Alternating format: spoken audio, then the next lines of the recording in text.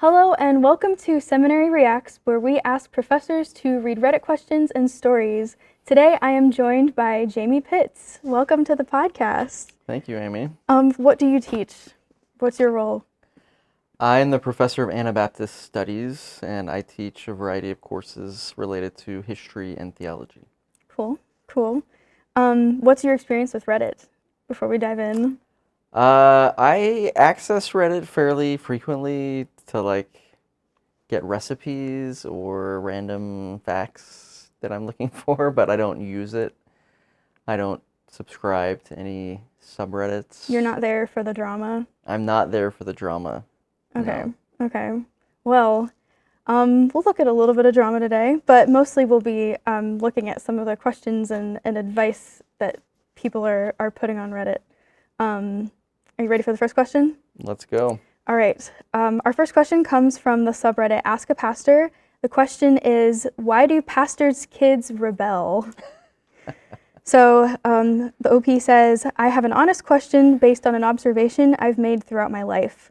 While it's not true for all, I've noticed it's fairly common that many pastors' kids end up rebelling or living differently from their parents. In some cases, they even seem to go in the complete opposite direction of what they were taught. This appears especially true with daughters of pastors who rebel significantly once they move out of the house or go to college. What are the reasons behind this? Wow, okay. And you're asking me because why? Well, why do you think I would be?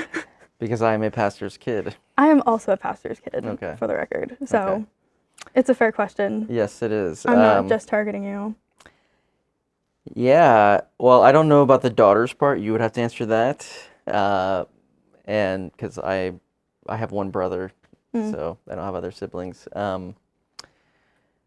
But I will say that there can be an immense pressure on the family of pastors to kind of perform the perfect Christian family thing.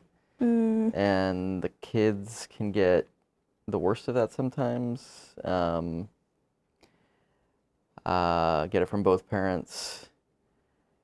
And I do think growing up in that kind of context can make you see what goes on behind the scenes. And so you see the kind of gap between the way theological language is used, the way church ritual and gathering is used, and it can be a really powerful source of belonging, but it's very confusing when you see the same people who are leading that kind of behind closed doors acting very differently than the way they talk in front. So that would be my perspective. Were you rebellious? Did you fit the stereotype of a rebellious pastor's kid? I mean, I was very much, I've been a church person my whole life, so in that way, no. But certainly questioned and in various ways. I mean, I will say, because I grew up in the Episcopal Church, and I joined kind of like a charismatic Pentecostal church in college, and definitely from my parents' perspective, that was very weird and kind of a form of rebellion, even though to me it was like, I'm trying to follow Jesus. It looked very weird to them. Yeah. Yeah. I know for myself, my mom is a pastor. Well, currently she's not, but she didn't become a full-time pastor until I was in college. But before that, she worked at the church that I was attending, that I had attended since I was born. So I feel like even though she wasn't like a full pastor, I still got that experience for some of my life. But I don't think I was rebellious at all. I don't think my parents would say I was rebellious either. I was very much a goody two shoes. So, but I mean, I did see. I have seen times where pastors' kids do just feel so much pressure to live a very specific way. Right. And that kind of leads them to, I mean, I think it's pretty natural for teenagers to just want to do something different than their parents. Yeah. And I know like my mom was also a pastor's kid. Okay. So, but she was like lifetime a pastor's kid. And I know something that she talked about was being in the fishbowl and just the reality that like when you're in the family of the pastor, I mean, it's kind of like everything that happens, like all the attention is on your family. And there's not like I think in a way, I think all, like, especially teenagers are rebellious in some way because there's a desire to separate from the parents. But I think because there's like the fishbowl aspect of being watched by everyone in the church, it's just like amplified. Yeah. So like it could be that pastors' kids aren't actually that rebellious compared to others. They're just paid attention to more. And I would say it's not even like, when you talk about the fishbowl, it's not even, the feeling is not just that you're being watched on like big things. It's also like, was I late to church? Right. How was my dressing? I mean, some of that, like the appearance it probably depends on the church and the family and whatever, but it can feel very, very intense, and the desire to escape that can be intense. Oh, there was definitely a time or two that I was told like, oh, don't tell that story to anyone at church. Oh. Because we did want to maintain our privacy in the church. Sure. But it's an interesting dynamic to be in. Mm-hmm. Yeah. All right, ready for the next question? Okay. Okay, the next question comes from the subreddit Christianity. The question is, why does "What would Jesus do?" so the acronym WWJD, so often fail as a strategy for living? On the face of it, asking ourselves, what would Jesus do whenever we have a decision to make would seem to be an excellent way to imitate and obey him. However, experience demonstrates that those who profess to be guided in their life decisions by this method seldom get admired as being like Jesus. Why is this? Of course, a certain number of people make this profession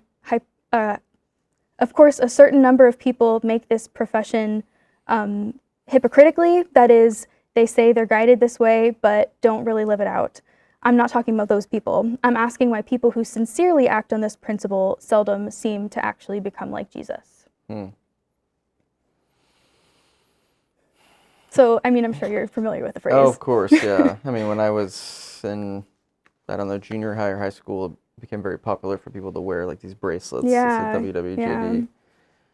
And I think supposedly it goes back to this novel called In His Steps by Charles Sheldon. I don't know, from like the early 20th century or something. But obviously there's a much older tradition that includes like a book called The Imitation of Christ from the late Middle Ages in the Netherlands. And, the Gospels, which are written to invite us into a life of following Jesus. So I would hope that in some general way, like this idea about what would Jesus do would be valuable and valid for us. But, okay, I mean, here's two issues with it. One, in the context where I was hearing that language used, the understanding and engagement of Jesus' teachings was so superficial that the answer to that, what would you do question, was similarly like paper thin. It wasn't like a serious wrestling with Jesus' teachings and how they might change and challenge our lives. It was more in church context where sin was understood very narrowly, and mostly about not doing certain bad things. And so what would Jesus do? Well, Jesus wouldn't do those bad things. But many of those bad things, Jesus didn't really have a lot to talk about. And the stuff that Jesus did talk about, like economics and enemy love and so forth, are very, very challenging. So that's part of it.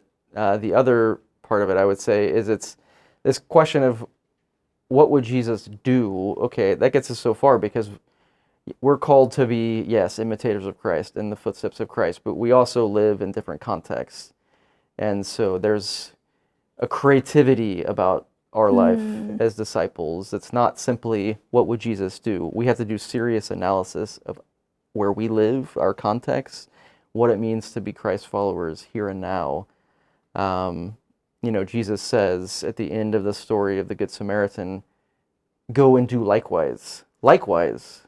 That introduces the possibility of careful and creative thinking about, okay, what is likewise? Not the exact same thing, but something in that pattern that adjusts to the present. So I think part of the problem here is a kind of limited imagination for what it means to follow Jesus that doesn't, neither wrestles seriously with what Jesus actually taught, nor does it wrestle seriously with the world we live in and the imagination that we need to follow Jesus here and now.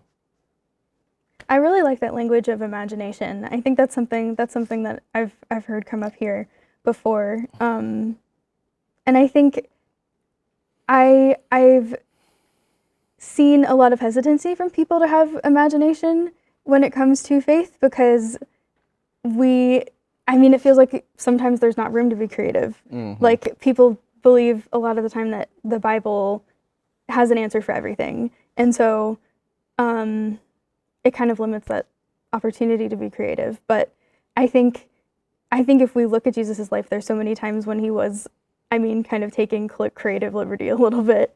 Sure. Even by talking about the story of the Good Samaritan and doing something that was so out of the box for a lot of people, that story was pretty radical. Yeah. And really challenged, there was an expert of the law that was asking questions, and I think that's creative in itself.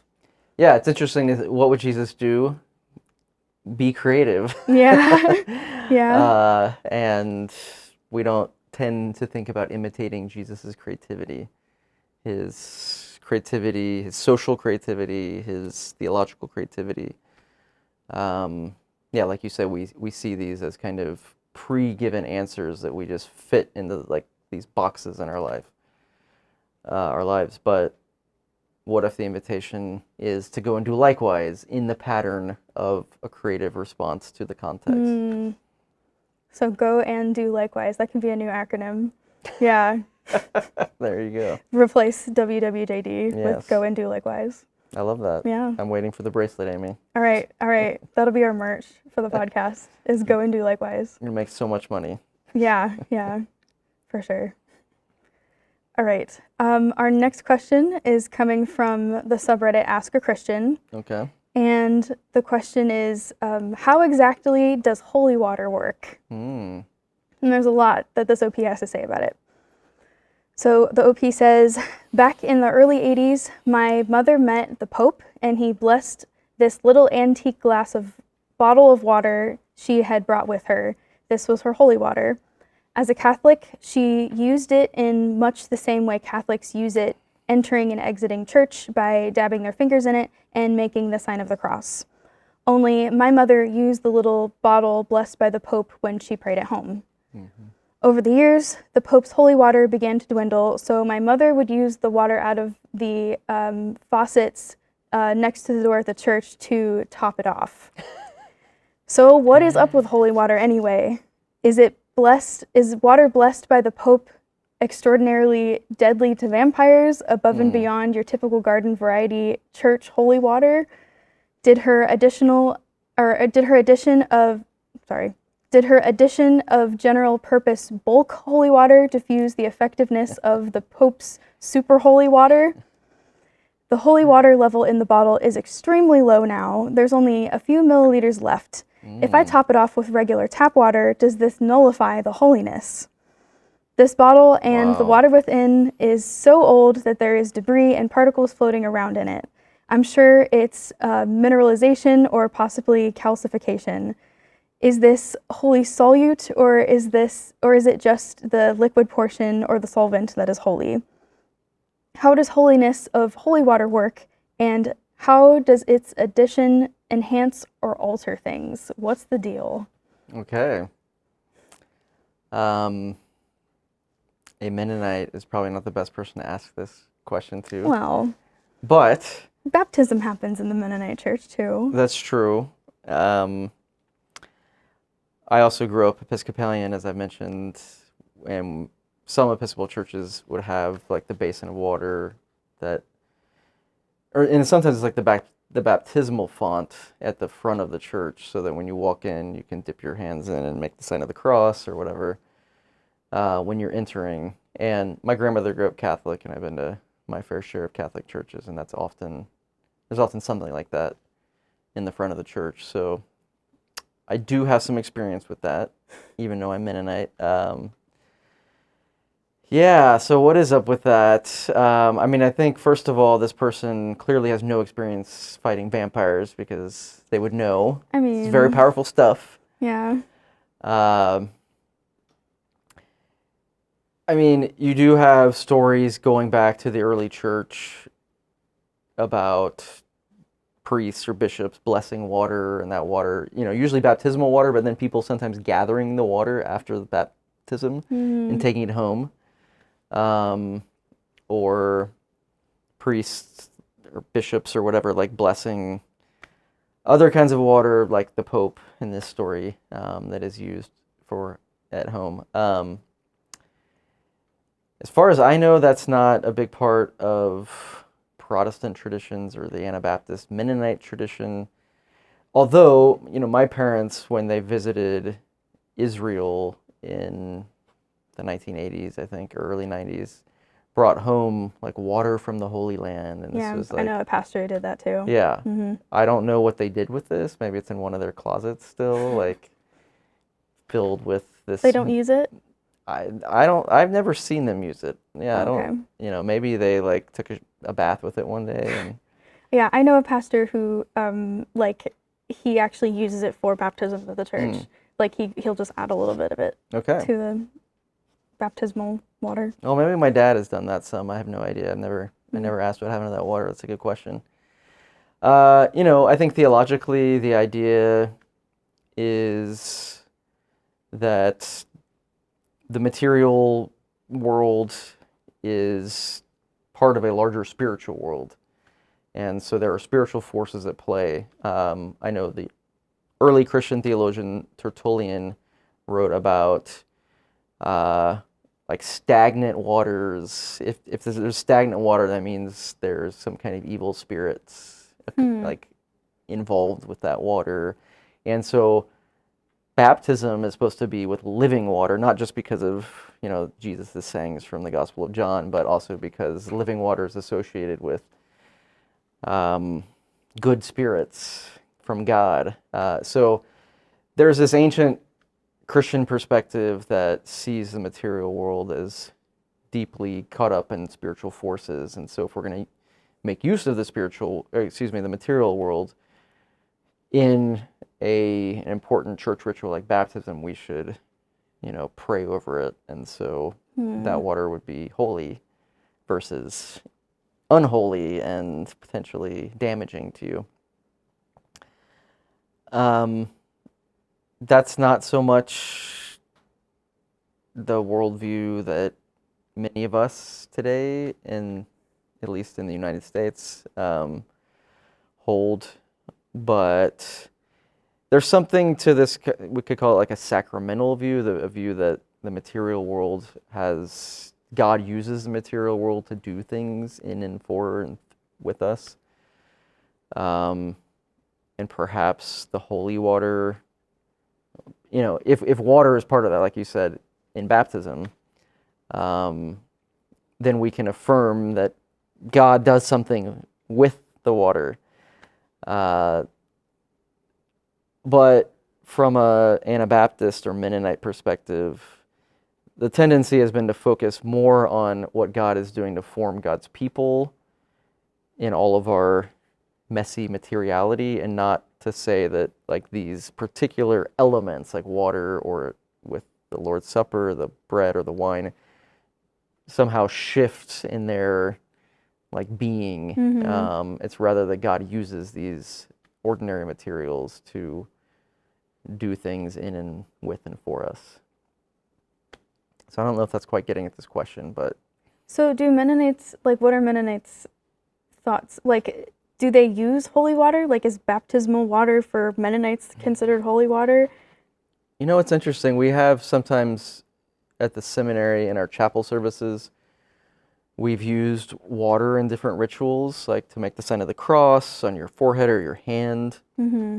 Sometimes that's talked about as a kind of ritual way of remembering your baptism, but there's never anything said about the status of the water. Its ordinariness of water is assumed. And I think, I would say theologically, there's a commitment to seeing the material, like the ordinariness of the materials, and I say materials, I mean like water or bread, as theologically important. It's actually important that we use these and that God uses these ordinary materials, because we are quite ordinary material, and God uses us and does things with us. We can be caught up in joining God's holiness, but that, you know, we tend not to focus on, again, like the status of the materials as holy or unholy or something like that, but rather focus on what God is doing with us with these ordinary materials. And I'm glad you brought up like looking at like the Lord's Supper with the bread and wine, because that's something that, like, listening to this kind of reminded me of, because I think looking at bread and grape juice as a part of communion, it's kind of treated, I've seen it treated in the same way. Like hearing about churches who, like, after the bread and wine or juice or whatever is blessed, like, it has to be finished. It can't just be like thrown away. But I mean, it is an interesting idea that these other churches have, that that this thing is now sacred and can't be wasted. And I don't know, but it is very different than the way that Mennonites tend to treat it. Yeah, there's something I appreciate about it, and here's something you may not know, maybe you do, but so like I said, my dad is an Episcopal priest, so I often saw him and some of the other priests like draining these huge cups of wine. I'm like, dang. But sometimes if they didn't finish it, they had a special sink. Yeah, they went straight to, you've heard of this? Okay, it went straight to the ground. It didn't go into the plumbing system, because that is okay for these holy materials to like return to the earth somehow. That's fascinating to me. I think there is some kind of reverence and respect for these, well, I'm calling them materials, we could say objects or fluids and whatever.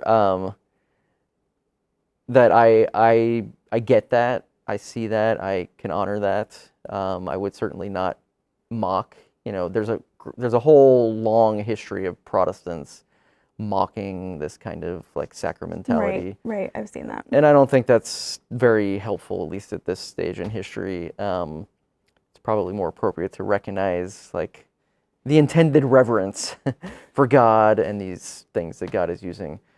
But again, I kind of err on the side of what I see as the strength of the Mennonite perspective, which would say God shows up in the ordinary. God uses these ordinary things. Water that we're going to throw away, you know, the remains of into the system. God is forming us, calling us to follow Jesus in the ordinary. And, you know, with the Lord's Supper, it's in some ways even more, like the symbolism is more obvious. We're not just taking a ritual bite of bread or sip of wine. We are feeding. And Anabaptists throughout history have often thought about this not just as a little ritual nibble, but as a full meal that has economic impact within the community. It's a meal we share that includes people who may not have many resources. And so it's the ordinariness of actually being able to eat a meal that is not just symbolized, but actually enacted. Right, right. I mean, it's called the Last Supper. Exactly. So, or the Lord's Supper in this tradition. So, right. That's something where I think emphasizing the ordinariness of the elements or materials or whatever can take us somewhere theological that's, I think, pretty helpful. Yeah, that's interesting.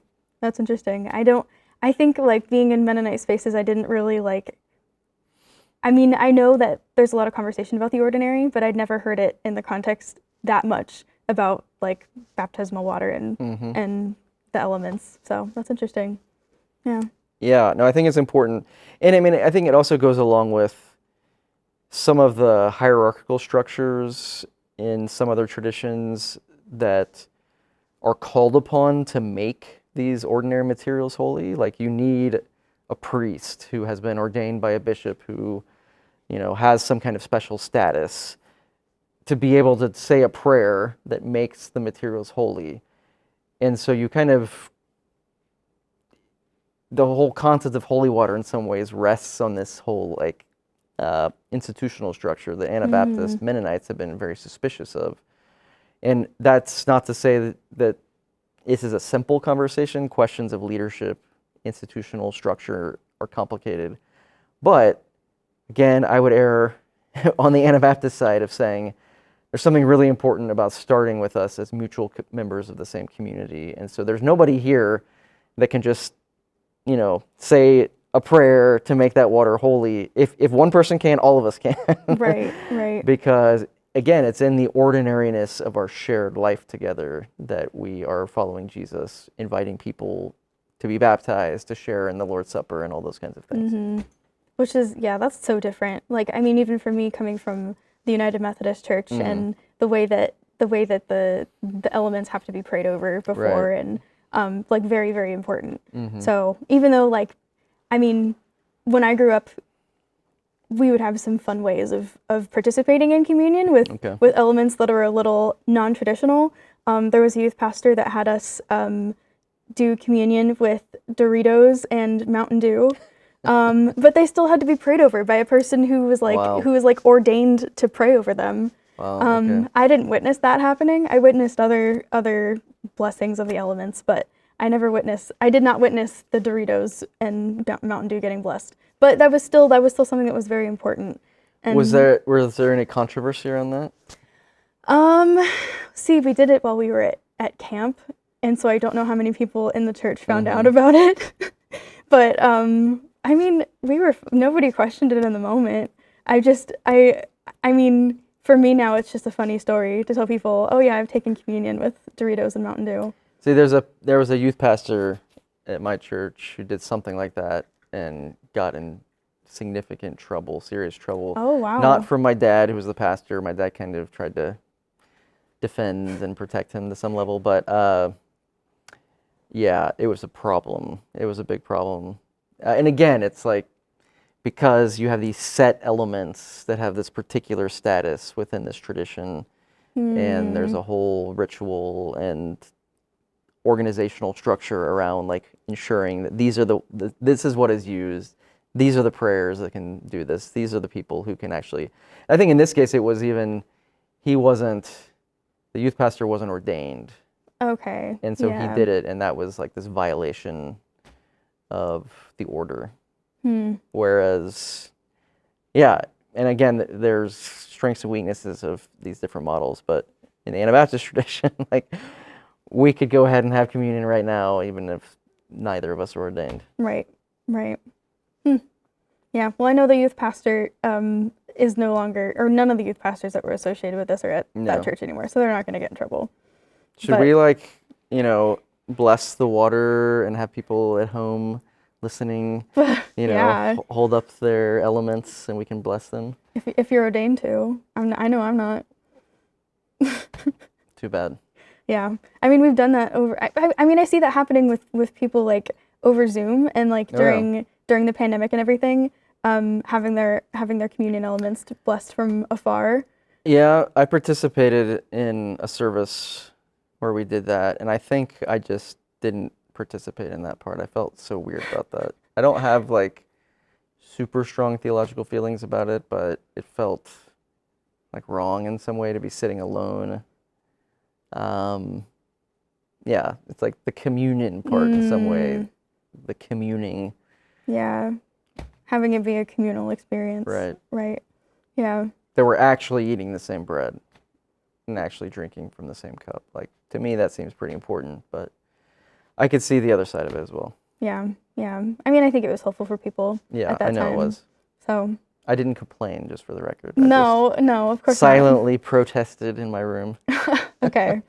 Okay. Was it a Mennonite church that was doing that, or a different church? Yeah, it was maybe even a conference, like a Okay. regional conference or something. I don't remember, but yeah. We could keep talking about communion for a long time, but let's move on to our next question here. This one's actually more of a story. And this person is writing on the subreddit Christianity. And the title is a question, which is, was what I said not right in this situation?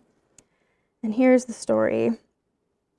I am a very empathetic person. I do not want anyone to feel bad. I know that is not possible because of our fallen and corrupt world. The other day, a lady came into a Christian Facebook group and says that she has an aggressive kind of cancer that has a 1% survival rate. Right away, people are telling her what herbs to take, what other options she has, making conspiracy theories, and offering prayers. Look, I get it, especially prayer. I know God could touch her or say the words and she would be immediately healed. I know we pray and have faith that God can do it, not that he will do it just because we think we know what is needed. We don't know why God does what he does. Whenever I pray, I ask for healing for those people, but also add, your will be done, meaning I accept whatever his will is, either healing here or in heaven. I responded with saying something about her going to heaven and being with the Lord. I said, this life is temporary. This life is our journey to get to our forever home, and she gets to go there just on a quicker journey. This is great comfort to me, especially since my life has been hard and a struggle from birth. I do not fear death, and I don't understand why some believers want to. To die is to gain, right? I got a few comments, not from the person with cancer, that I was not being helpful. I don't want her to die scared and questioning God if it is his will for her to be healed here on earth. God will answer the prayer of healing in heaven if not here. Was I wrong to respond that way? I don't know if the person was wrong. I think their response in many ways is better than the people like offering herbs and whatever, but... And conspiracy theories. And conspiracy theories, especially. You know, I think pastoral care over the internet with strangers is probably extremely difficult because you really need to know, you kind of need to feel like the emotional, you need to have an emotional connection to be able to feel like what would actually be helpful here. Is this person looking for solutions? Like, I've got this 1% chance, what else you got? Is that what's being asked here? Are they really just asking for prayer, empathy? The saying, you know, you're going to heaven and quicker, like, I get the impulse there, but the OP could have been, you know, quite terrified of death and for any sort of reason. And so just kind of applying this theory, well, we're Christians, so we're going to go to heaven. Like, that doesn't necessarily, even though we might think it should, it doesn't necessarily help someone who is feeling very scared and desperate. And so, you know, again, I get and appreciate the impulse behind that person, but I would say unless you really know the person and can engage them in some kind of conversation, sticking with words of empathy and sort of solidarity in the sense of, like in this case, on the internet, probably just offering prayers. But yeah, I mean, because often what is the most helpful there is just that kind of being with. And it may not even be verbal. You know, if you're with somebody, it may not be verbal. It may just be sitting with them. In this kind of setting, again, it may just be like offering words of comfort and hope. Not necessarily hope of like, this is going to happen to you, so you're fine. Right. Because, you know, the idea that we would be somehow kind of managing their pain and their fear so that they wouldn't have it anymore, like, that's not helpful in any way. Just being with the person and trying to, if it's appropriate, if the person wants to engage more to see what they really need. But I'd be hesitant to try to offer much more.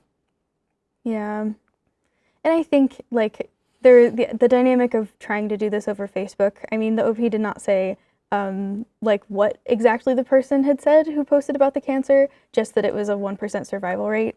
So we don't really know if there was any, like, if it was just, like, it was in a Christian Facebook group, which I know in those kind of groups, there's typically, like, a just posting and saying, hey, this is what's happening to me, please pray. Right. I think typically those kind of posts are not asking for people to give recommendations for, like, what to do in response to it. Yeah. But I think, like, and again, like, it would depend on what this person said. I think this idea that this OP has accepted, like, when they pray, they're going to end with a "Your will be done." I think that is a powerful thing. Yeah. I think it's definitely like, and it's a process that people have to get to. I mean, I've heard plenty of sermons about this, just like how difficult it is to truly get to a point where you can say whatever God's will is can be done. And I think I say that just to, like, validate the OP's ideas and saying, like, yes, that's a powerful thing to get to a point that you can say your will be done. But the thing is, it has to be a process, a personal process.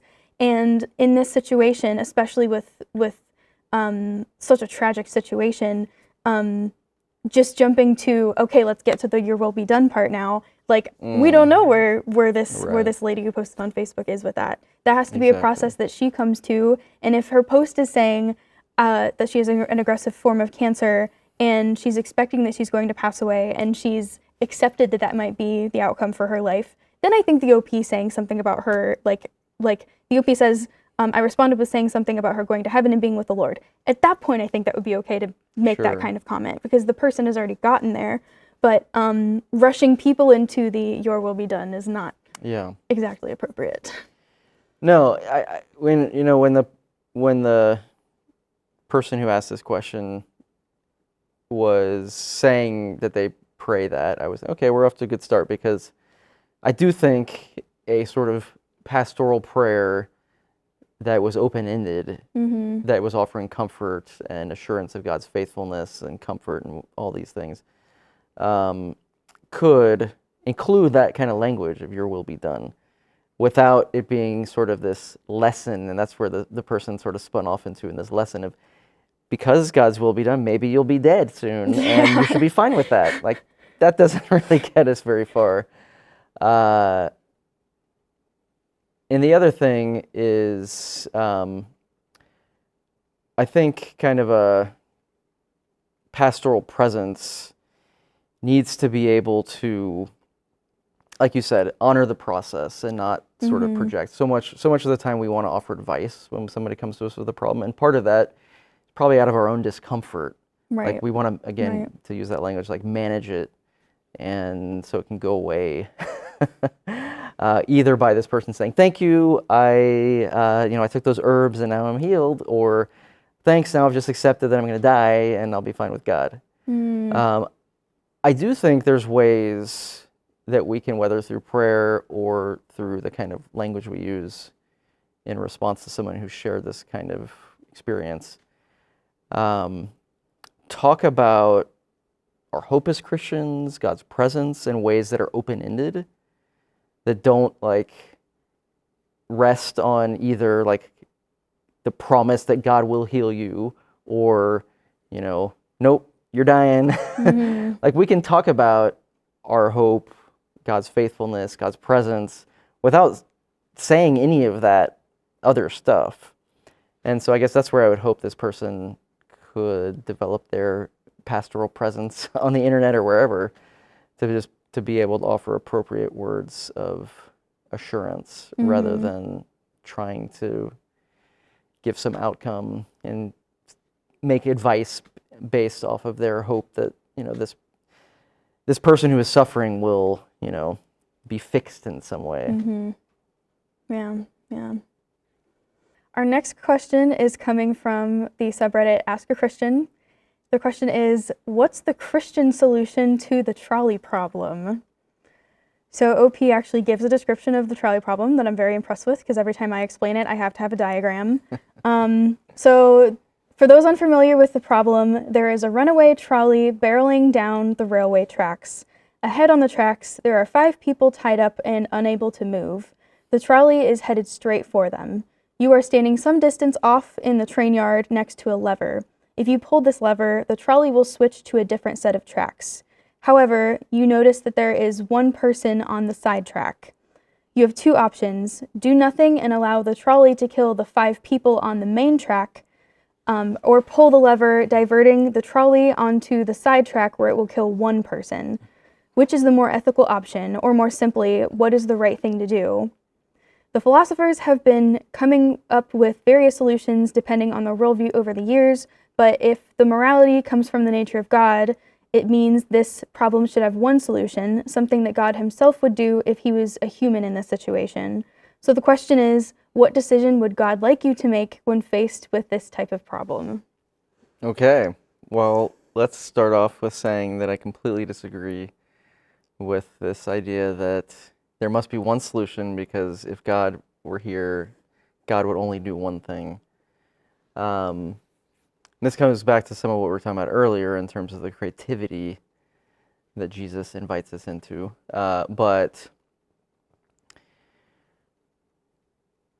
it suggests that essentially the picture or the image, the imagination behind that language that you just read is that human life basically consists of these like invariant moral problems, and there's one solution to each of them. And God, if God were here, God would give the right decision, and our goal is just to figure out what that decision would be, and then do that thing in that context. It reduces human life to like a machine, and human knowledge to kind of a machine, like figuring out what is it that God would do, and then regulating our lives to make sure that we just do that one thing. And I think that's totally misleading and unhelpful. So what is a Christian response to the trolley problem? There is a strand of ethics called the ethics of care that arose in the 1970s and 80s, that in part took on philosophy that assumed that these kinds of problems were meaningful for the moral reflection. And one of the things that ethicists have argued is that those kind of problems only become meaningful if you abstract from actual human life with all its complexities and all the kind of relationships that actually make us who we are. And it's actually by putting ourselves in the middle of those relationships rather than jumping out of them into a kind of an abstract problem like the trolley problem, where it's by putting ourselves in the midst of those relationships where we actually can find the moral guidance that we need. And it's reflecting on the complexity of our situations, and obviously this problem is supposed to confront us with the complexity. But we see that often there is a moral kind of outcome that isn't an either or, like this assumes, if we actually pay attention to the reality, the relational kinds of bonds that we have. Does the person, does the one person on the track, as opposed to the 5, say, is that a close friend of mine whom I trust and know to be a giving person who begs me to actually sacrifice them for the sake of the 5? That makes a huge difference. And any kind of answer to this problem can't be just abstracted from those kinds of relationships. So, I would take an ethics of care kind of approach to the trolley problem that says it's kind of a pseudo problem in some ways, and we need to offer, we need to think much more carefully about actual moral issues and moral situations, and not just focus our ethical reasoning on these kind of problem cases, but actually focus on what does abundance look like, what does flourishing look like, what does nonviolence look like in this case. And again, think creatively, imaginatively about possibilities for moral flourishing and friendship that go beyond just, well, I got to kill these people to save this person, or we're all doomed, or something like that. So I think a kind of thicker, more particular understanding of morality, to me, is consistent with a number of different Christian commitments, including the incarnation. God doesn't just become all creatures at the same time in every single place to make the right decision. God becomes one limited human being and navigates the particularity of that context. And then, as we've been talking about, invites us to be creatively engaging in the same spirit, our own context, rather than, thinking in this very abstract way. That's an incredibly nuanced way of talking about this for the internet. Which actually, I mean, well, I guess the subreddit Ask a Christian does not have verdicts on their posts, but the verdict, basically, of this from the people in the comments was that there is not a Christian solution to the trolley problem. Well, there you go. Yeah, not with all the ethics of care stuff, but yeah.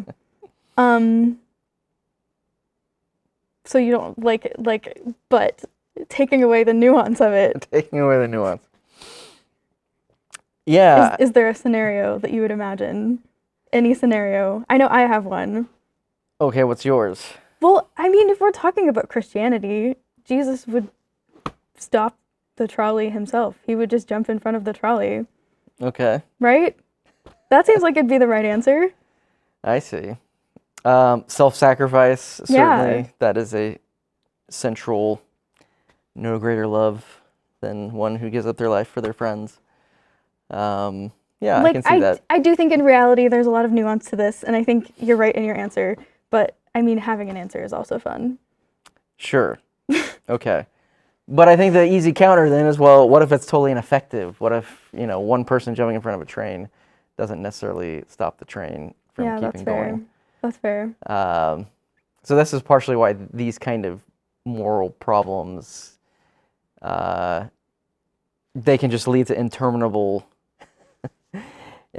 debate that doesn't get us very far, in my opinion. I think it's interesting, though. You mentioned earlier, what if one of the people, the one person on the tracks, is a person who wants to sacrifice themselves for the other 5 people. And I think it's interesting to think of ourselves as the people on the tracks. I know, I had a conversation with my family one time. We were watching something and it brought up the trolley problem or just some other ethical dilemma. And it was this conversation about if it was one of us on the tracks as the one person and then the other 5 people are complete strangers, I know that my family was really split with it. Some of my family said, no, I would not want you to sacrifice me for the other people. And I think it might have been my dad who said, no, if this scenario were ever to happen, if you didn't sacrifice me for the other people, I would be really angry with you. So, I mean, but it's interesting to think about ourselves on the tracks. Yeah, well, this is part of the thing. I mean, these sort of thought experiments typically assume we are the moral decider with power to accomplish whatever we set out to do. And there can be a clarifying, helpful aspect of that.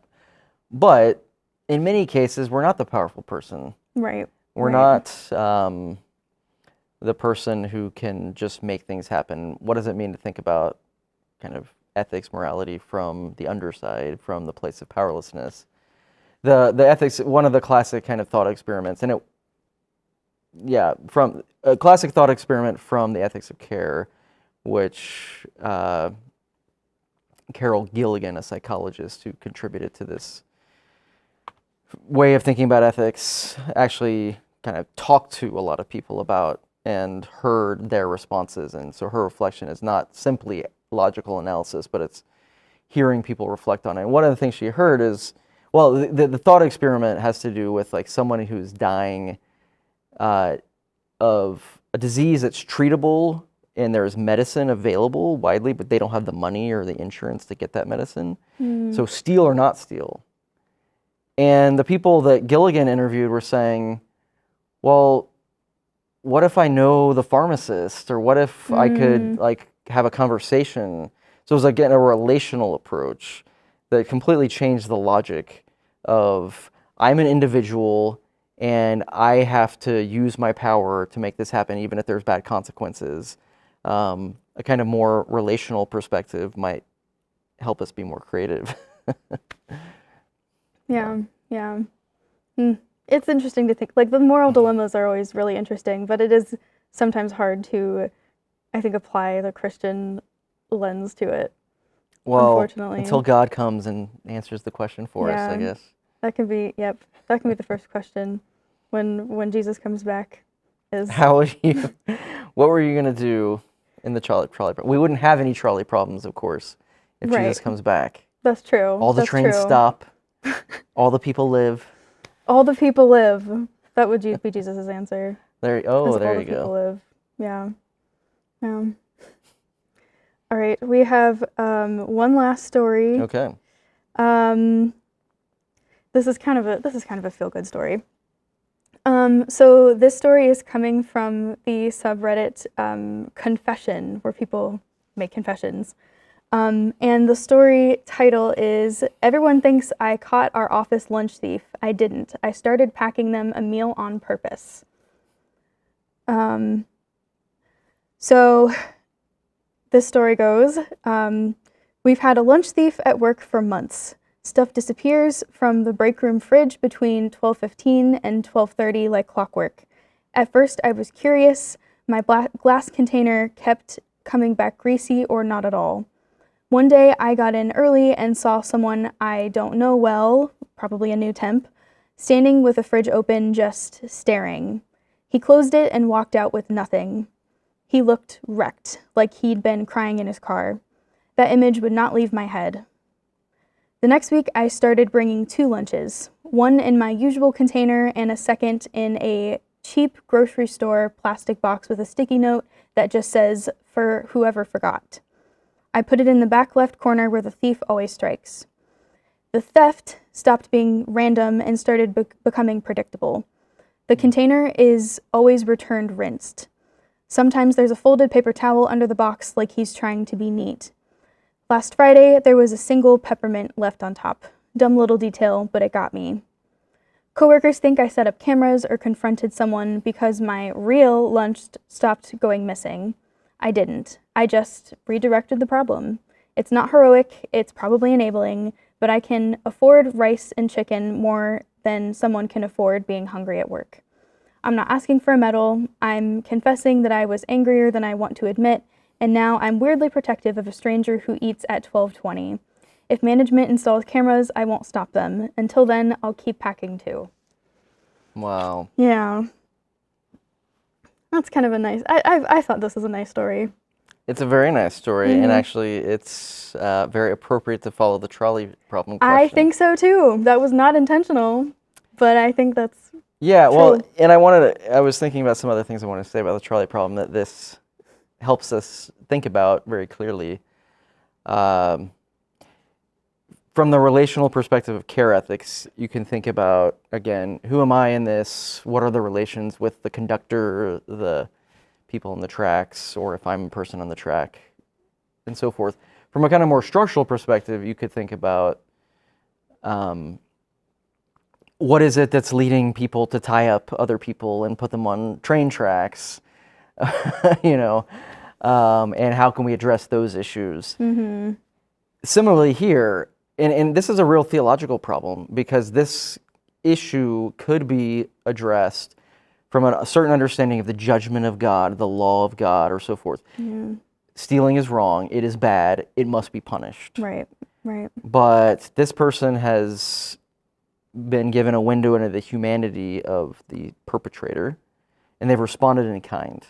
Mm-hmm. They haven't responded in this abstract, impartial way that just says the law must be applied and therefore this person must be caught and punished. Rather, they responded seeing the actual human issue and met that need. And it's not to say that there couldn't be,